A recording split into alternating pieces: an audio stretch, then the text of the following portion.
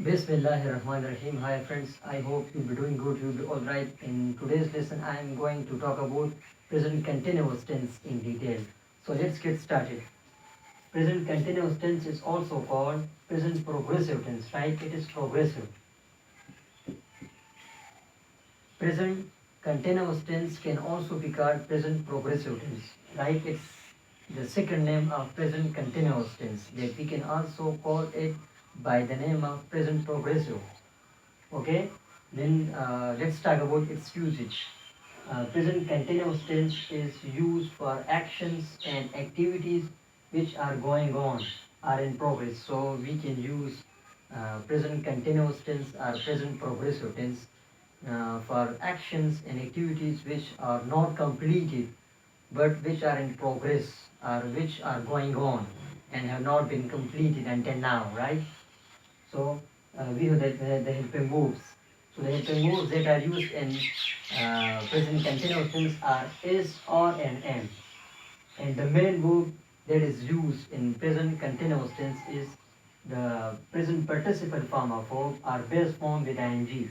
So the first form of verb or the base form of verb or the present form of verb with ing can also be called present participle form, right? It can also be called present participle form of verb or the base form of verb or the first form of verb with ing, right? So the main verb that is used in present progressive tense is present participle form of verb, right? Then the positive sentence structure. Let's talk about a positive sentence structure or construction. We have the subject, then the is, or, am, or then we have the base form plus ing plus object. So we can use is, am, and are, but it will decide or it will determine the subject, or if we have to use it according to the subject of the sentence, right? So we are going to talk about the usage or the use of is. When do we use the helping verb or the auxiliary verb is? So is used or it is used with he, she, it or singular noun like aslam. So we can use the helping verb or the auxiliary verb is with the third person pronouns like he, she, it or singular noun. We can also use is or the helping verb is with the singular noun like Asad, Aslam, Atif, etc. Now we are going to talk about the use of are. Are is used with we, you, they and compound subject. So we can use are with we, you, they and compound subject. Then talk about the helping verb or the auxiliary verb am. So it is only used with I in distance. So am or the helping verb am is only used with the pronoun I. We can't use it with other pronouns. But in distance, specifically, especially in distance, we can use the helping verb am just with I. But in distance, right? Not in other tenses. The helping verb or the auxiliary verb changes when the tense also changes.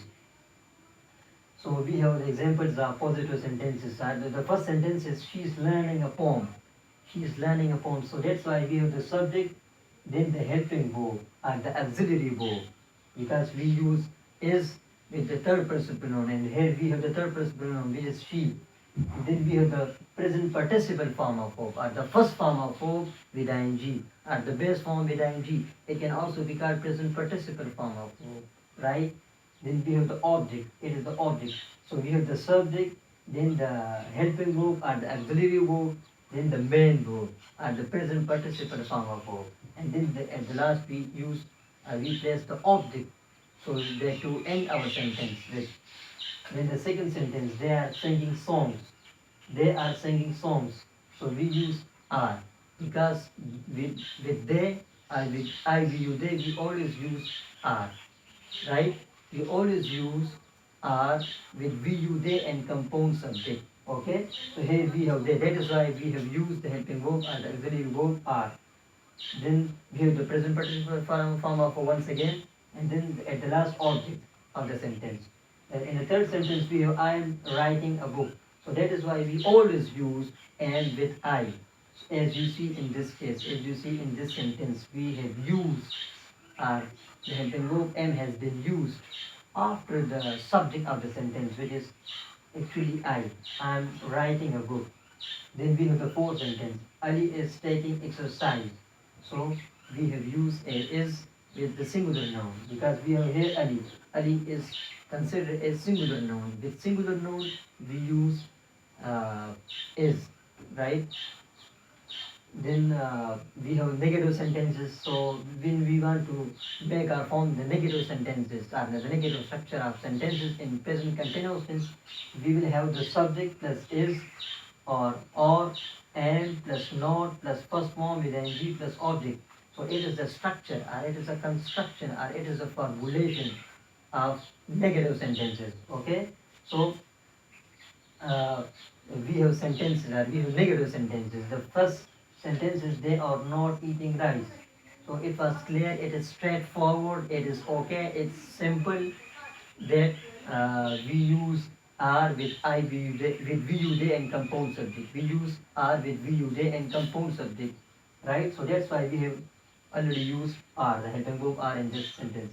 They are not eating rice. So it is the example of negative sentence because it contains not or the word not. That is why they are called negative sentences. In negative sentences we always add not so that to make them negate or to make them negative. Then we have the second sentence, that is we are not doing our work. Once again we have the subject, then the helping verb, then not, then the present participle form of verb or the base form with ing, and then our object. Then we talking about the third sentence, Shazia is not studying English. So once again we have Shazia, which is here a singular noun. So with a singular noun we use is. So Shazia is not, then not is. You know it is an interrogative sentence, it is a negative sentence, that is why. It's not studying English. Then we have interrogative sentence pattern. So in interrogative sentence we have the structure like is or am plus subject plus base form with ing plus object plus question mark. So uh, you know well, that in interrogative sentences we have the helping verbs or the auxiliary verbs of that tense, then they will be used or placed at the beginning or at the starting, right? Then we can use the subject after that helping verb or the auxiliary verb. As you see here, am. So it is clear that we always use am with the pronoun I. So that is why it has come.